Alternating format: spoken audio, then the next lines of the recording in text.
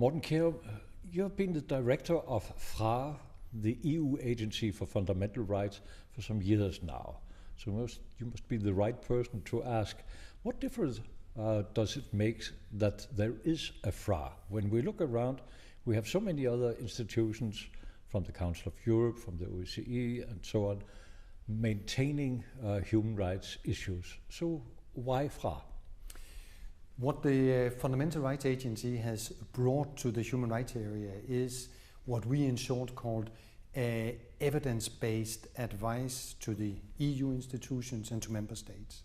So basically that we dig deeper into all those big areas where we for years in the human rights environment have said we lack data, we lack information, we lack data on discrimination, on how people see the institutions that we established to protect them at national level, equality bodies, data protection institution. How does all this legislation, how does all these institutions that we create, how do they actually meet the demands of people? Do they actually protect the people on the ground? And that's in short what the Fundamental Rights Agency has brought to Europe, is that we ask those who need the institution, so the ethnic minorities, the lesbian and gays in Europe, the Jewish community, say, what is your reality? What is it that you see as the challenges today in terms of hate crime, in terms of access to health, access to education, access to justice, etc. And the institutions that we have established, do you use them? Do you know them? And all this has revealed a lot of, let's say, insights into what human rights protection is like in Europe in 2014. And based on that, policymakers in Brussels and member states have the possibility to dig and make more precise legislation, more precise policy interventions. That's what the Fundamental Rights Agency brought to Europe. Could one call you a data bank then, rather than an operator in the field?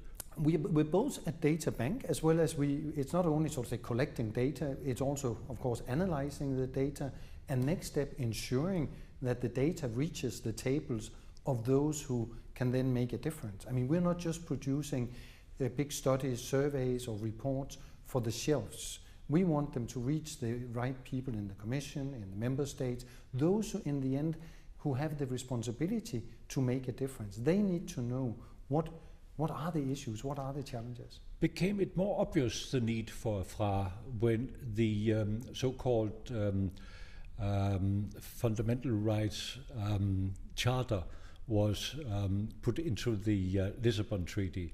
Was that a part of the work you had to have as a background for your approach?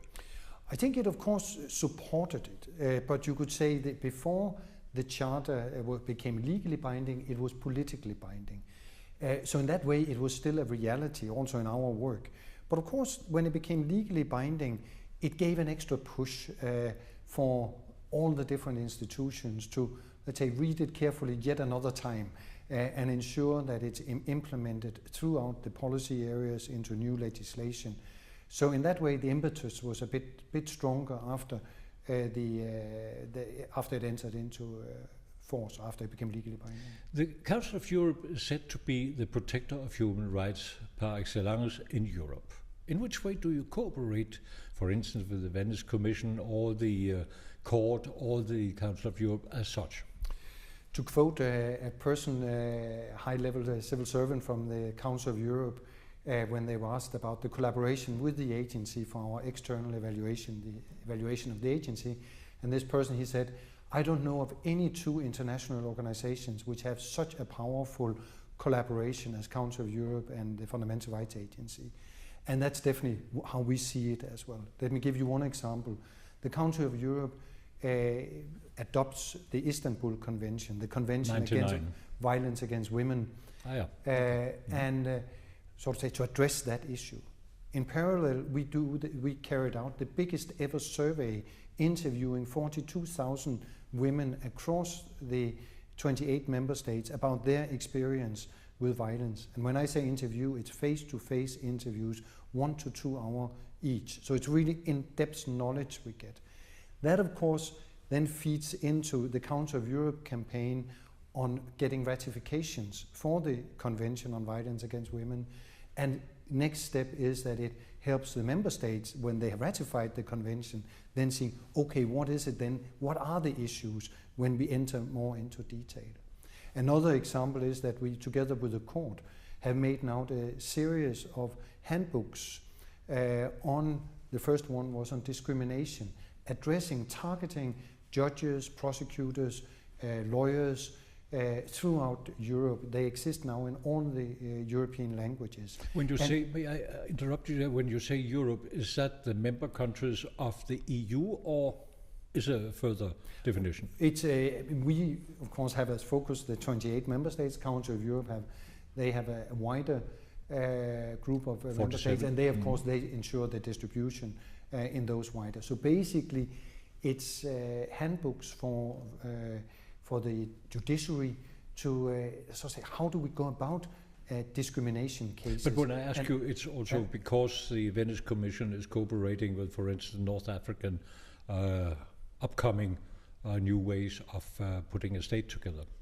But you could say that these handbooks are handbooks in the sense that it's legal handbooks, so they can be used, you could say, anywhere where they're interested in what are the European standards according to the Strasbourg court, as well as also to the Luxembourg court. So we are taking sort of a European jurisprudence in discrimination. We made another one on data protection, on asylum. We're now coming up with one on children, access to justice for children, and they are extremely popular. Minorities?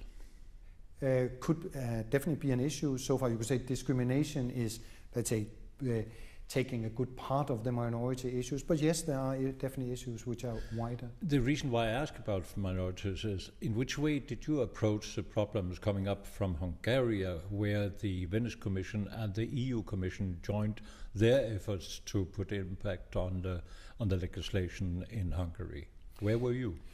I mean, this is one of the big differences between exactly Council of Europe and the agency, where the Council of Europe is standard setting, as well as they're then monitoring individual countries. We are not monitoring individual countries. We are working on thematic issues. Of course, looking for data and the situation in member states, but very rarely for only one member state. We made, though, a report on extremism, how to combat extremism and extreme forms of racism. And there we took the outset in Greece and Hungary, looked into the steps that have been taken in these two countries on those issues. So, but in general, we are not looking into specific countries. That's the role of the Council of Europe. So you're not doing what the OSCE, for instance, is doing. You're not going into a kind of prevention operations. Not in specific crisis situation, but I would say all our work is prevention. It's constantly to highlight where do we have issues, for example, on marginalization of vulnerable groups, which we all know if it's ethnic minorities or linguistic minorities, then we know that that can potentially lead to and escalate conflicts. So in that way, it is our role to highlight, so to say, our concerns, and we do. What is your experience? Are those who should listening? I think generally, there is, let's say, people are listening. Our reports are being taken up by parliaments, taken up by civil society. The Fundamental Rights Agency is known today throughout Europe, and I can see that a number of member states are, so to say, not always comfortable with the reports that we release, and that's of course our reading of that is that because they have an impact. Are they public?